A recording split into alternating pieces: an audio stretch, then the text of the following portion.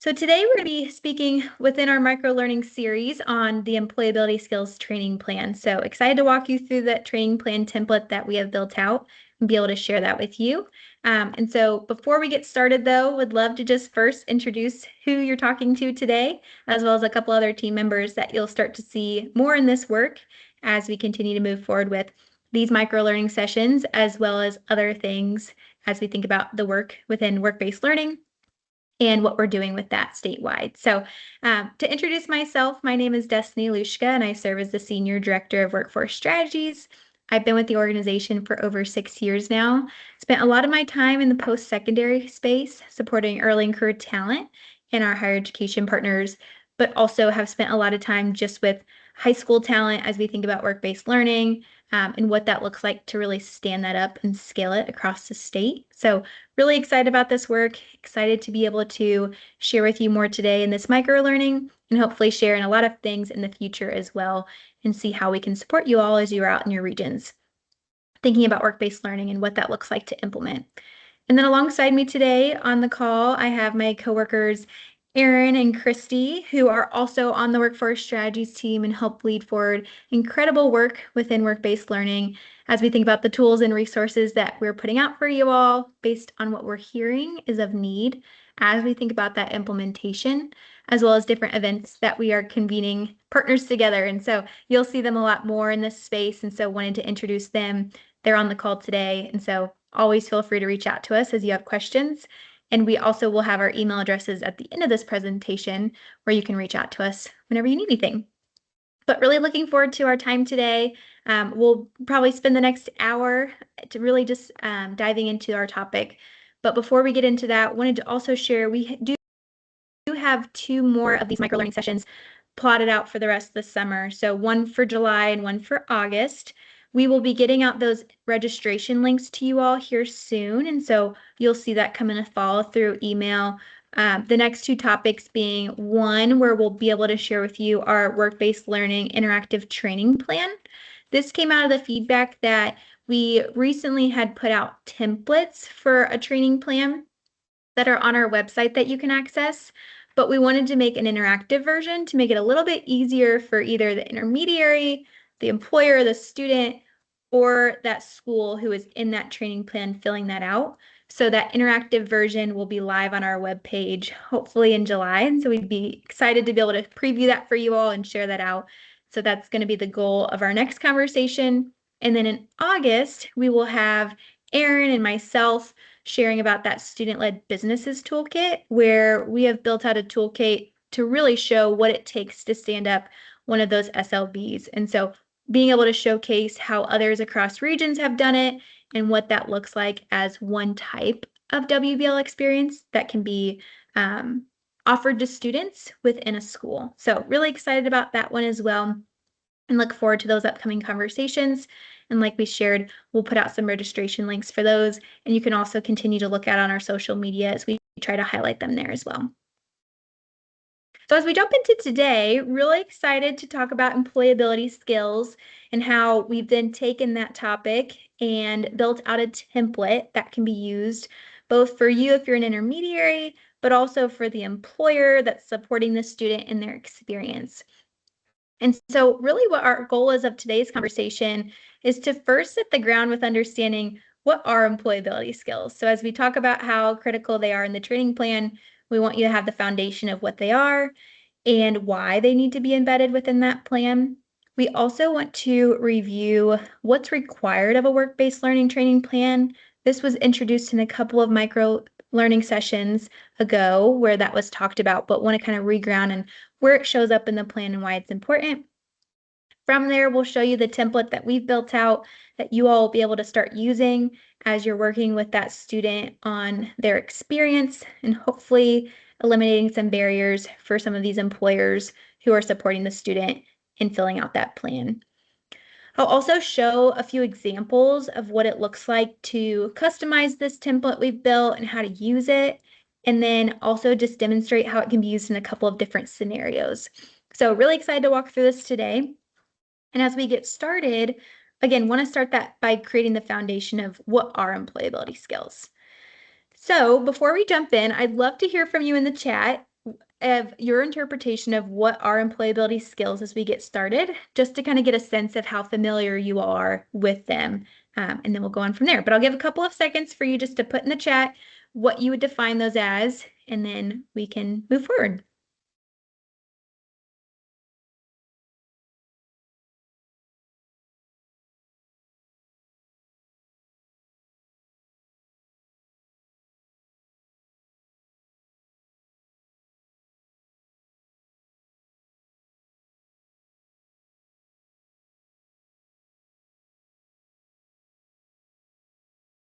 I see one person who shared that they're foundational, essential skills identified by employers across industries, which is great. Any others?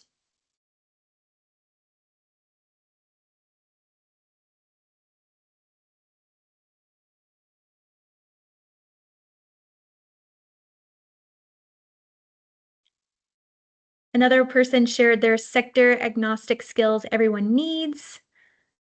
Their skills that help you keep a job, which is another great one. Awesome. Well, I appreciate you all sharing in the chat. I think you all are spot on with what they are. So I'm glad that there's a good consensus across the board. I see another one that says basic skills before next level training.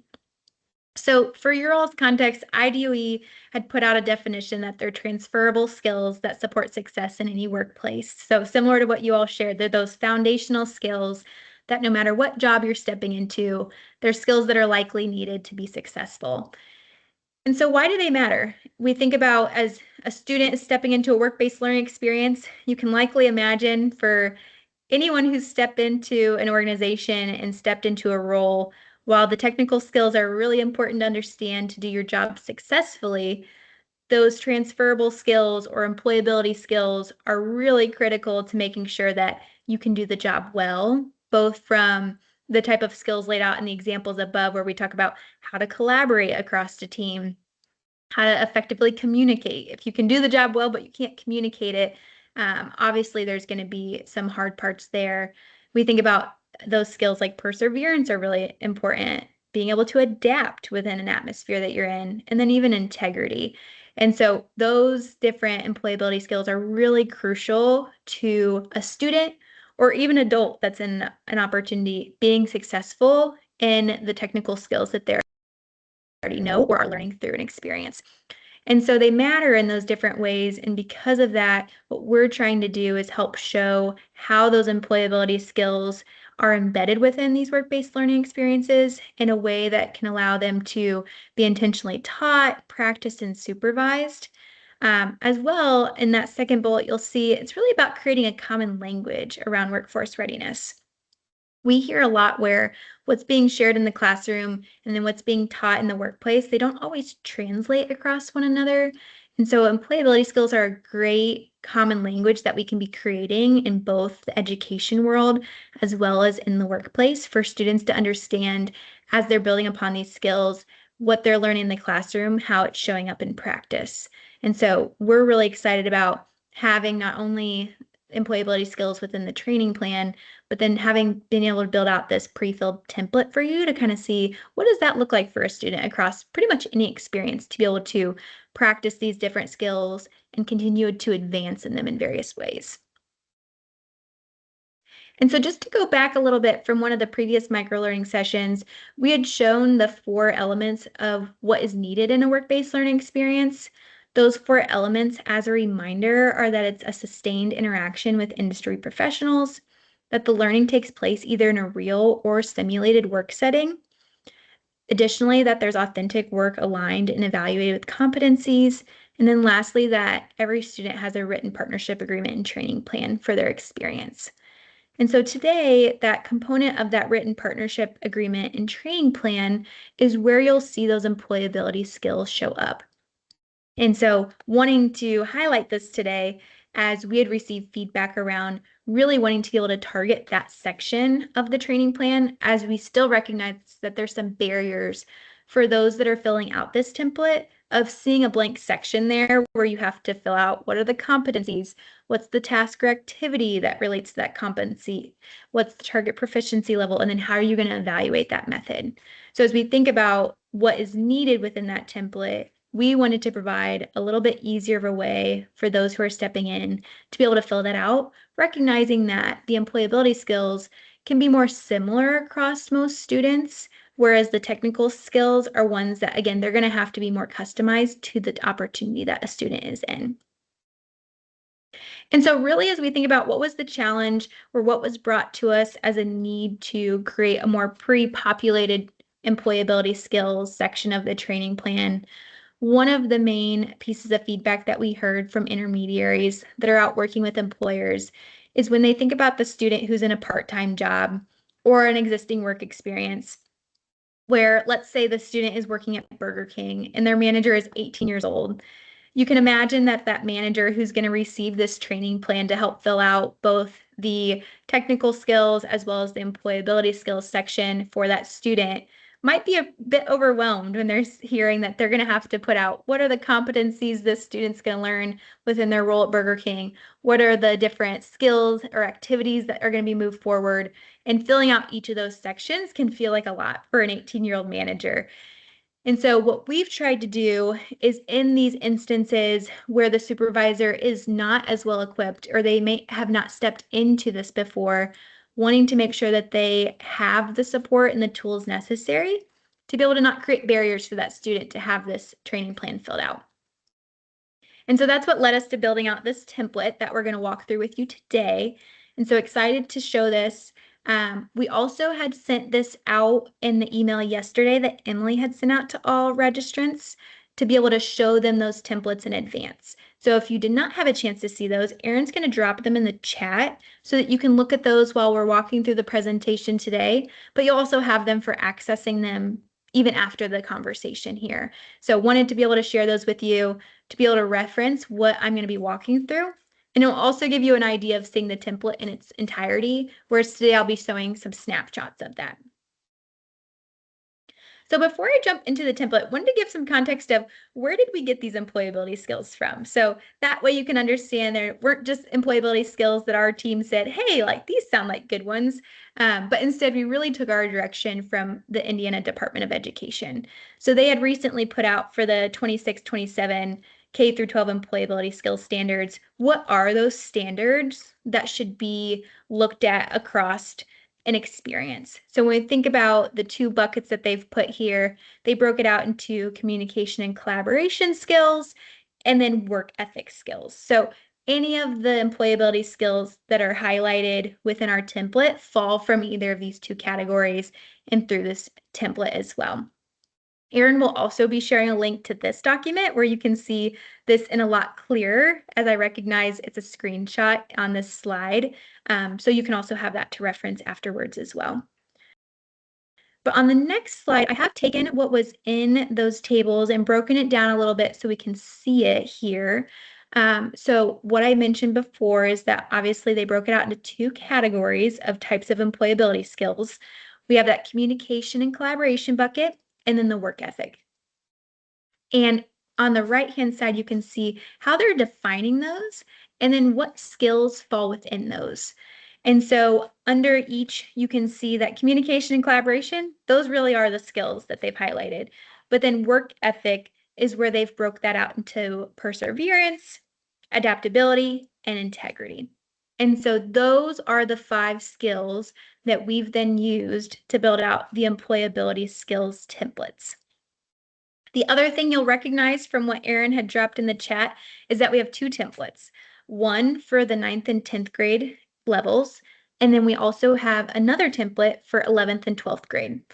The reason that those are separated is that we recognize that a student who's a 9th or 10th grader stepping into a work-based learning experience is likely going to learn certain skills in those first couple years that hopefully they can build upon in the later years that are usually tasks or different roles that they'll take on that are a bit more advanced. So we wanted to recognize the trending upward for a student as they step into different experiences.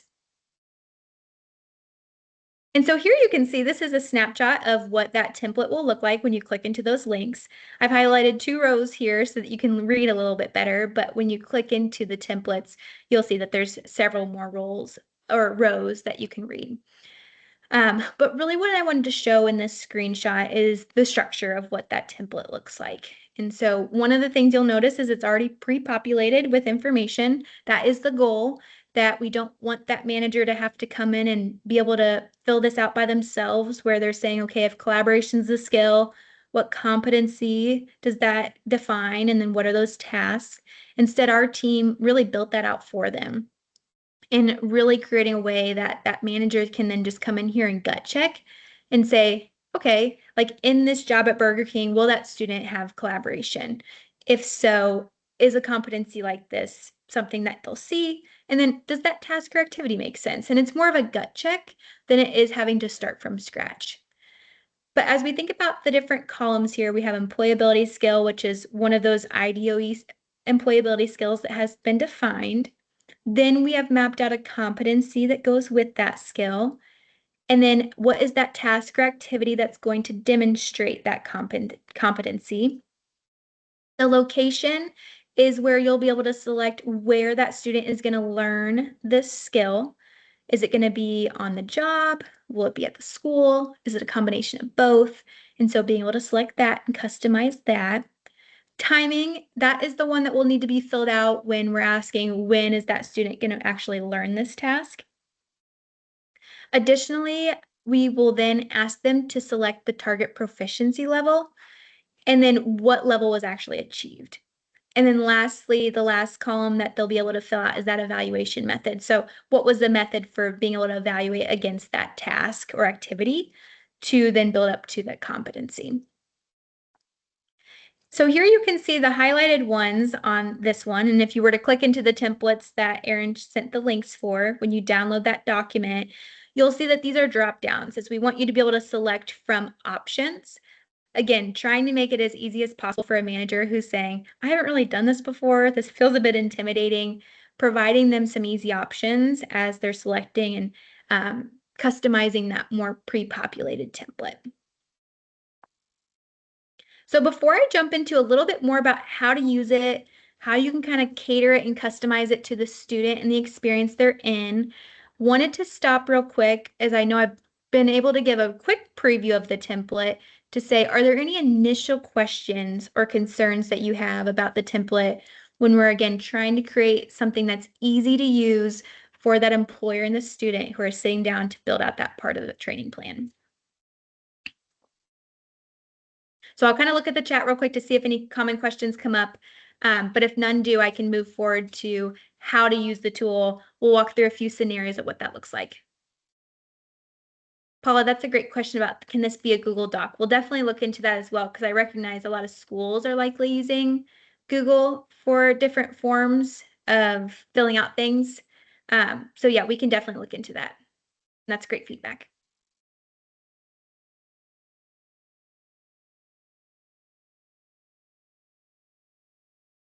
Any other questions or comments? If so, continue to feel free to add those, and I'll continue to look at the chat as we move forward. But definitely think through the perspective of, as you share this out in your region, does this feel easy to use, or are there things that you would like to see changed or added to just, again, remove any of those barriers? Because that's really our goal here, is how do we make this as easy as possible? Because as you all know, within work-based learning and the space we're stepping into, there's a lot of hoops to go through. And so we want to make sure these are easy for people. So I'll move forward to how the tool can be used, and then I'll continue to monitor chat as we move forward. So as we think about customizing the tool, a few things to kind of think through as you or someone that you're sharing this tool with is using it. The first is that you can alter the tasks or activities that to better reflect the context of the workspace as necessary.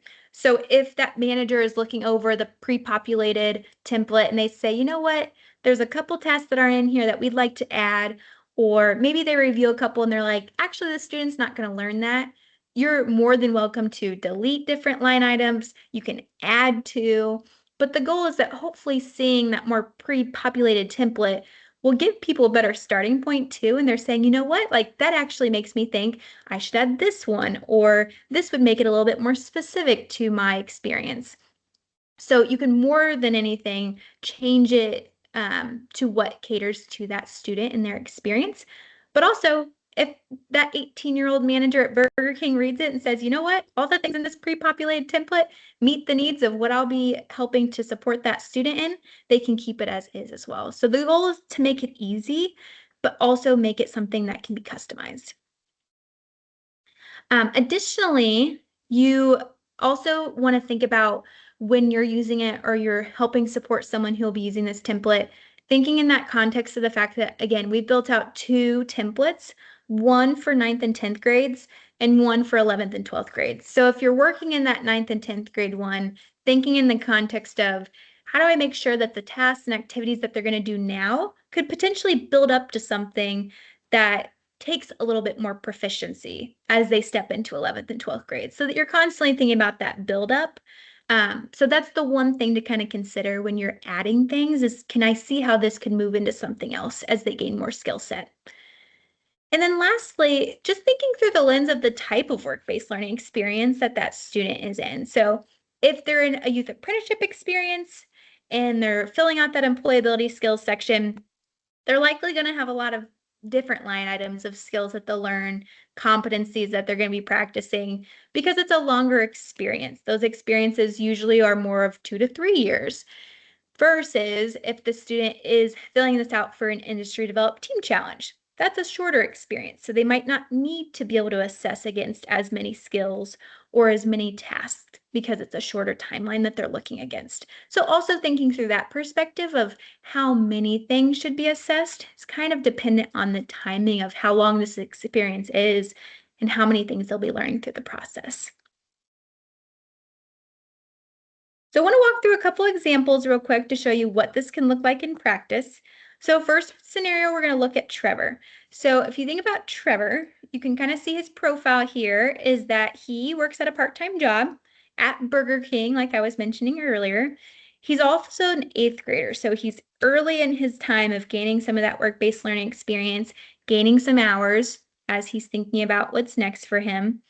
He's also looking just to earn those 75 work-based learning hours that are needed. Not really connected to a course or credit, but just more of that minimum number of hours needed for his graduation. So when we think about Trevor working with his manager to fill out that employability skills section of the training plan, the process that he'll likely take is more of that plug and play. So thinking through where that work-based learning coordinator of Trevor's would send the template to his work supervisor, so that manager at Burger King. That manager is likely going to take more of that simple step of either glancing at it and saying, hey, this looks good. Trevor will be accomplishing all of those different things throughout his part-time job. Or for the ones that they look at and they're like, you know what, that's not something Trevor will likely touch on in his experience at Burger King. They'll probably just be deleting rows that don't make sense and keeping the ones that do. Not making a ton of extra tweaks along the way, not customizing it as much, probably more of that bare minimum, which is totally fine. We've built that training plan for the employability skills section in a way that should cater to a part-time job like Trevor's. From there, that supervisor is going to go through those drop downs and select various things like where's the location, what's that target proficiency level, filling out what the timing of that experience is, and when it will be achieved. And then once that supervisor has completed that, they will then sign off on that training plan and send it back to the work-based learning coordinator.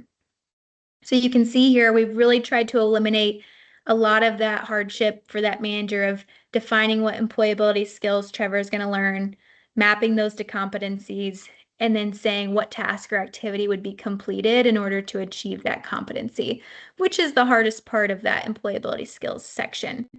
And so that is really alleviating that burden and allowing Trevor to have that plan filled out in a lot easier of a way. And so that's really that like use case that we were working towards for this template as we just think about the barriers that could be there. So in the second scenario, if you think about Jamie, Jamie is in 11th grade, so she's a couple of years into potentially gaining work-based learning hours, and she is in an internship with the County Chamber of Commerce. So as we think about Jamie and her experience using this training plan, and specifically the employability skills section, this one you might think through a process flow that's a little bit more customized. So if this was her experience, the way that might play out is, again, that work-based learning coordinator would receive this training plan template. They'll likely take a look through it and first say, okay, what in this template does apply to Jamie's experience? But then they're likely going to go through and think through, okay, as someone who potentially is an organization that's hosted interns before, and we've seen what that experience looks like for them, they might go through and remove some rows, but then really go in and add some new rows or change those tasks or activities to be a little bit more specific to their organization in the role that Jamie is in. Because again, this is more stood up of an internship experience that likely has had some history to it, where that employer maybe has more experience with filling out something like this. And so the ability to customize is a little bit easier. From there, that supervisor is again going to fill out some of those sections that need identified. So again, things like that location, what's the timing, filling out the proficiency level, that's the target and achieved, and then the evaluation method. But likely that manager might spend some more time in here customizing it to her internship versus keeping it more as that standard pre-filled document. And then lastly, again, they'll continue to sign off on that document, share it back with that work-based learning coordinator so that that can continue to be moved forward. But you can see here within Jamie's experience and Trevor's, you have the option to more use the template as is and be able to sign off on that. Or you have the ability to go in and customize it a bit more to be able to be more specific as needed. But it's being able to address both, where there's a manager that's equipped to fill it out and would like to add or change, and then the manager who's saying, I've never seen a document like this before, but making it easy for them to support their student in filling that out. So I want to stop there. I'll look at the chat, but also want to see if there's any questions as we've walked through this today. Again, the goal is that we want to make things within this work-based learning space easy for both the employer, for the school, and the intermediary who are out trying to implement as many opportunities for students as possible. And even what I shared earlier when we were talking about the employability skills, we want to create a common language. We want to create common practice. And so creating templates like these hopefully will help do that in your region where employers are seeing the same thing and walking through the same process to alleviate any of those pain points. So hoping this helps, hoping that this can be a template that you all can start using and sharing with your employers who are hosting a student to just alleviate some of those pain points. But as I look over at the chat, I see a couple of new things. One was sharing that the template with the drop downs will be less intimidating for small employers, which I really appreciate. If there's other places in the document that you think could be turned into drop downs that are not right now, please let us know. Or if in future things, I think that's a great point for us to keep in mind is where can we create some of those options in templates where, again, they're not starting from scratch. Other question I see is if the training plan is supposed to be filled out before starting the work-based learning experience, do we just go back and fill out the achieved proficiency at a later date, or would we need to do a second plan that everyone signs? I'll call on Alex here to see her thoughts, but at least from my perspective, I think you should be able to go back later, but welcome your thoughts, Alex, on if that has to be finalized before the experience. Yeah, so I think if I'm reading this, and please come off mute and clarify, it almost sounds like once the evaluation of the experience has been completed, so a student, if I'm reading this, goes through the work-based learning experience, they sit down and have a final evaluation with the employer, do you need to go back and document that? For the purposes of the DOE, we have not heard if a documentation of the evaluation has to be captured and if the proficiency was achieved, but we can make sure that we clarify that. And then these are editable templates that you are able to update once those evaluations happen. So would not likely need a second plan that everyone signs, but could edit this template. And we've designed it in a way that you can edit this template. Wonderful. Any other questions as we've walked through the template today? I hope this is valuable as we heard from many of you that this was needed. And so excited to be able to put this out and to see employers starting to use this and gaining additional feedback as it's out there. But again, if there's things that you're seeing within this space that you're feeling like, if only we had a template that was consistent, or if we had a resource to support on this. Those are the things we love to hear to see how we might be able to step in support, or if there's partners out there that we know do these things really well that we can also tap on as well. So lastly, just for your all's knowledge, again, we have these templates here in the chat, but I will also share them in a follow-up email today so you can start seeing those. All of these documents that we're beginning to put out will also be living on our website, so you'll be able to see these there as well and access them. In July, we'll hopefully be rolling out that interactive training plan, which we'll be going through in that July 28th microlearning session, where the goal is to walk you through how do you use that interactive experience to fill out a training plan. So excited to be able to show you that. And then also looking forward to the microlearning session on August 25th, where we'll be able to talk more about student-led businesses, and excited to share just what we've been doing across regions with that, how we've helped to build out a toolkit for those type of experiences as well. And if there's additional things that you'd like to hear topics on that you're curious about or you wish you had more resources or support in, we're happy to start thinking about those as well. But hope today was really helpful as we roll out this template. Again, I'll share an email that includes some of this information to be able to share out with you all. And then the last thing I'll just note is that Erin's going to drop in the chat one additional thing that I wanted just to share out with you all today, as there is a webinar coming up that could be helpful for several of you as we continue to think about topics within work-based learning. One of those being on just thinking about for a young student stepping into an employer, a lot of questions employers typically have around things like workers' compensation coverage, the employer's responsibility when it comes to that, what's the intermediary's role when we think about that as well. And so this webinar will be used to try to answer some of those questions. So hopefully if you haven't had a chance to sign up, you can sign up to hear more in July.